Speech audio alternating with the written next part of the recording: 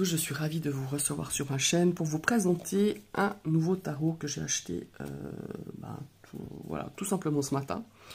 J'avais reçu un bon cadeau par ma meilleure amie que je remercie d'ailleurs, il y a déjà quelques temps qu'elle me l'a offert.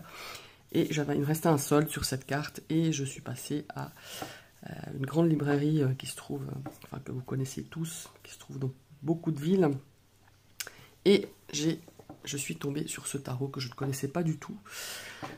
Mais enfin, la boîte, on n'avait pas la possibilité d'ouvrir la boîte, mais la boîte m'a plu. Voilà, déjà ici m'a plu. Donc c'est, excusez-moi de mon anglais très mauvais.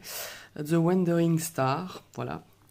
C'est une édition française. Donc alors ce tarot, évidemment vous savez que on échange, on partage la même passion d'oracle et de tarot avec mon ami de la chaîne Zeste de Lune. Évidemment, première chose que j'ai fait, je lui ai fait une petite photo en lui mettant, voilà, j'ai craqué sur ça. Elle me dit qu'en fait l'année dernière elle est sortie en version française, ce tarot est sorti en version anglaise, pardon.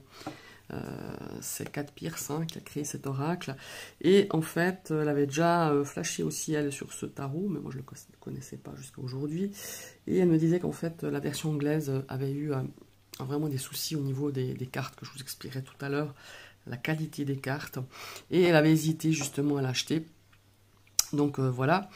La bonne surprise quand j'ai ouvert la boîte, c'est que ce tarot, il me plaît énormément. C'est spécial, c'est chargé, mais il me fait penser un petit peu à ces vitraux, à des vitraux et à ces icônes en Russie. Vous verrez pourquoi tout à l'heure avec les cartes. Donc voilà, c'est une boîte cloche.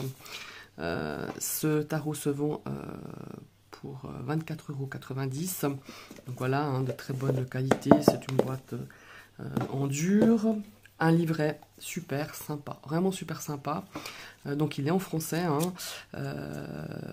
fait, Kat Pierce, c'est une compositrice, interprète, enfin bref, elle est chanteuse à la base. Et elle a envie de créer un tarot depuis de nombreuses années. Elle l'a fait. Alors voilà, ici on a le sommaire, on a l'introduction, voilà, elle explique un petit peu comment elle en est venue à faire ce tarot. Donc voilà, elle explique la fonction des arcades majeures, des arcades mineures. Après on a ici on a plusieurs tirages. Alors les classiques, la croix celtique, le tirage à une carte, le tirage à 3 cartes. Et elle a une proposition de tirage qui est très sympa. Tirage de l'étoile vagabonde. Donc voilà, on a 7 positions, pardon. Ça a l'air sympa, je le testerai sûrement. Bon voilà, ça c'est la croix celtique. Et après on a les interprétations, les messages donc de chaque carte. Ce que j'aime beaucoup, et je pense ceci aux débutants, c'est qu'on a toujours des mots-clés en dessous du nom de la carte, avec l'explication, elle, avec l'interprétation de la créatrice. Et ici, on a chaque fois, sous chaque carte, que ce soit les majeures, les mineures, on a une petite citation qui fait référence à la carte. Et moi, je trouve ça génial. J'ai quelques tarots, je crois que j'en ai un ou deux, où c'est aussi comme ça, où tu as toujours une petite citation, mais que sur les lames majeures. Et là, il y a vraiment toutes, il y en a même des très longues d'ailleurs. Et pour moi, je trouve sympa d'avoir une citation, qui se réfère à la carte. Donc voilà. Voilà, c'est tout ce que j'avais à dire. J'ai pas trop regardé au niveau des interprétations, comment elle fait ça. Mais en tout cas, il est très sympa. Maintenant, on va regarder les cartes. Alors voilà, j'en reviens donc à la version anglaise. Donc voilà, vous voyez ceci. Voilà, elle a les tranches dorées. Et on sait tous, en tout cas ceux qui sont comme moi, qui collectionnent un petit peu les tarots et les oracles, que si c'est de mauvaise qualité, la dorure va très vite partir et se craqueler un petit peu, s'abîmer, je dirais.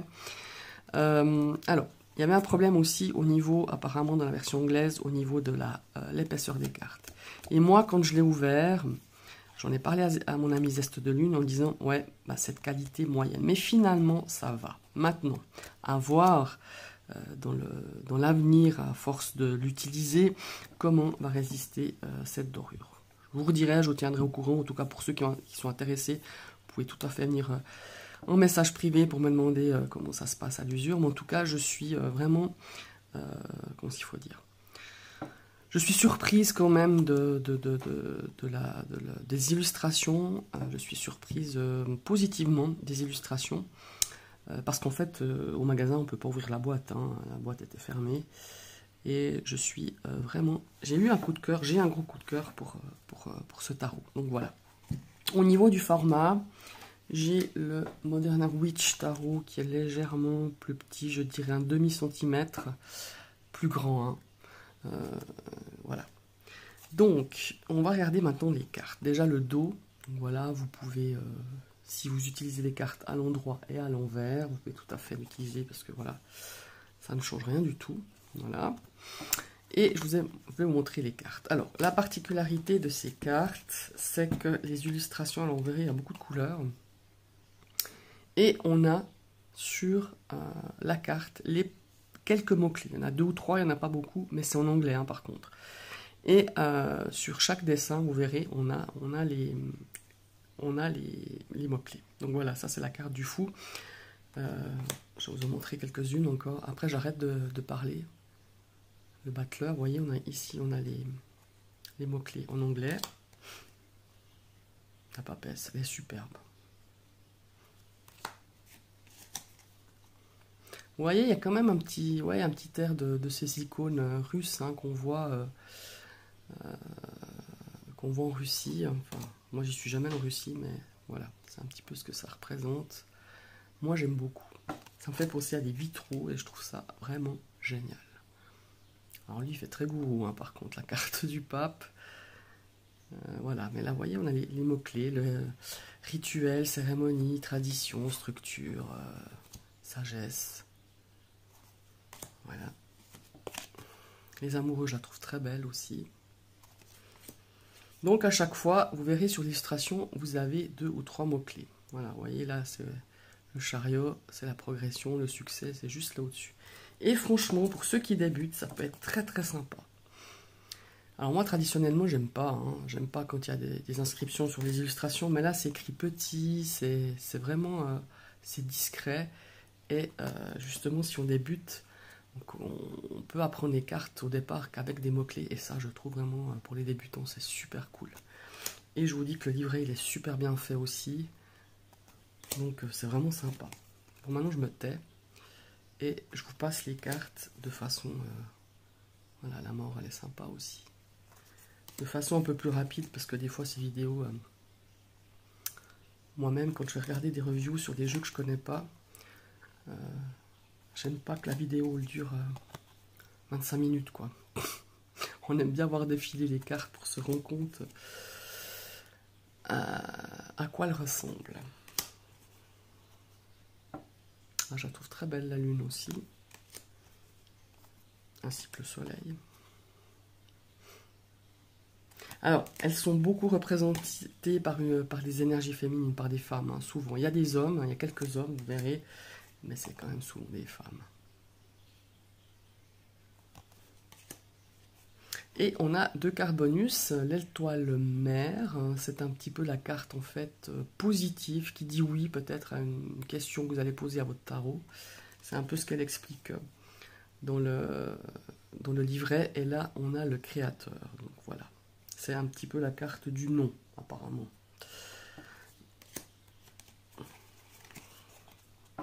Et on part avec la première série des bâtons.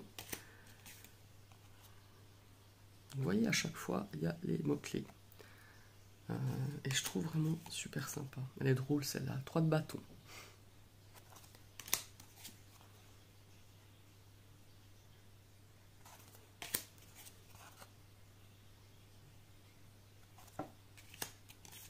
Je la trouve superbe, le 6 de bâton.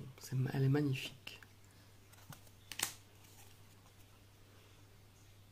Voilà, le 7 de bâton avec la notion de challenge, de courage.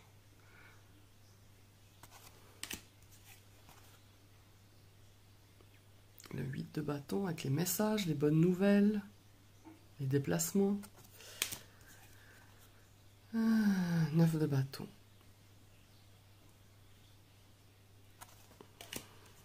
Le 10 de bâton. Ah bah, elle est très parlante cette carte. Hein.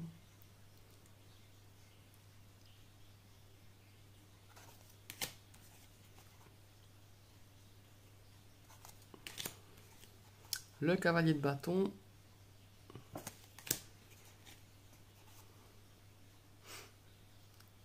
la reine et le roi. On va partir avec la série des coupes. Oh, elle est belle. Cette carte, elle est superbe. L'as de coupe. Superbe.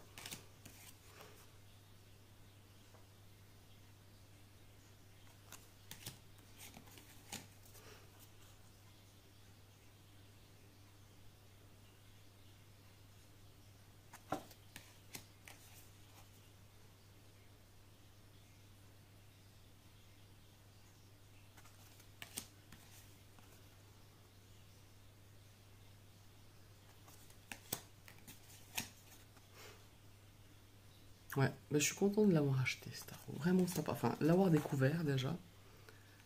Voilà, le set de coupe avec la notion de choix, d'instinct, avec la passion. Donc il suit très bien le rider, sauf cette carte-là.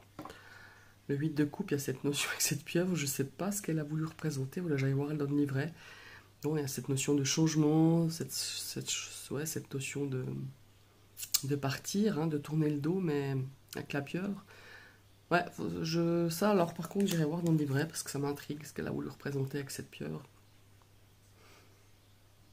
9 de coupe, 10 de coupe, donc voilà, la famille, la joie, l'harmonie, les satisfactions. Valet de coupe, elle est très belle celle-ci aussi. Et on a un cavalier de coupe, mais toujours représenté par des femmes, par une femme.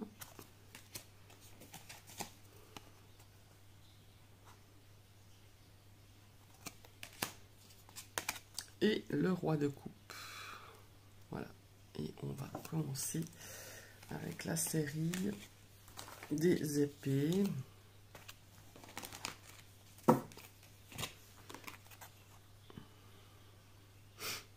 L'as d'épée. Voilà, avec la carte de la décision, de l'action, des nouveaux départs. 2 d'épée.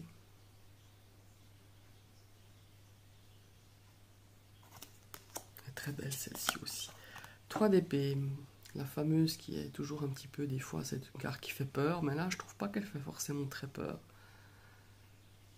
Elle est très belle. En tout cas, l'énergie est là. 4 d'épée.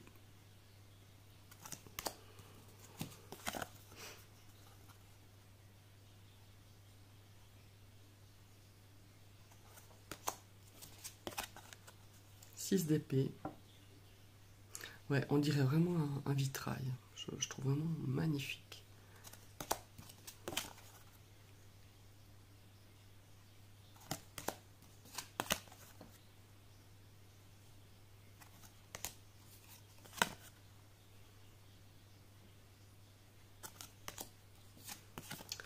Le 10 d'épée.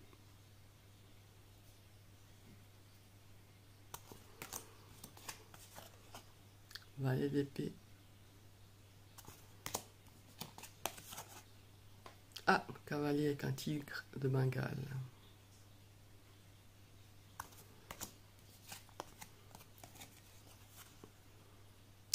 On a la reine.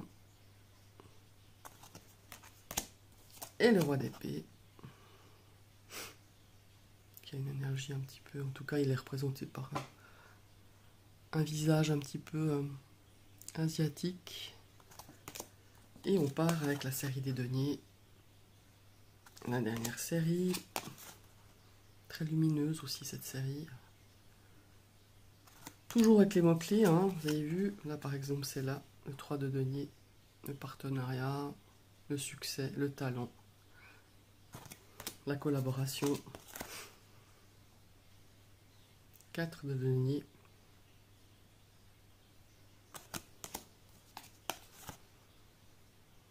Le 5, on retrouve très bien la notion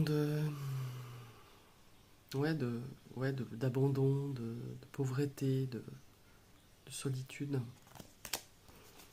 vous voyez, on retrouve beaucoup, enfin quasi tout le temps, les symboles du Rider Waite. 7 de denier, là aussi. Ah, j'aime bien le 8 de denier avec, avec le nid d'abeille. Avec cette notion de travailler, de résultat.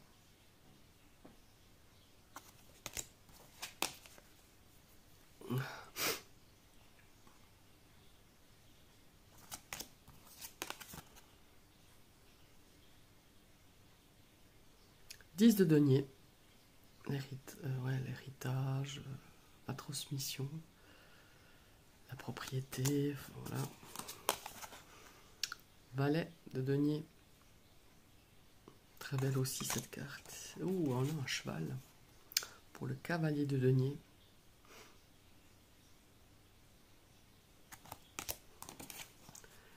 La reine. Et la dernière carte, le roi de denier. Voilà, j'espère que cette vidéo vous a plu, que ce tarot que cette vidéo sera intéressant pour ceux qui s'intéressent peut-être à ce tarot, qui ne connaissent pas. Je vous remercie et je vous souhaite une très très belle après-midi. À bientôt.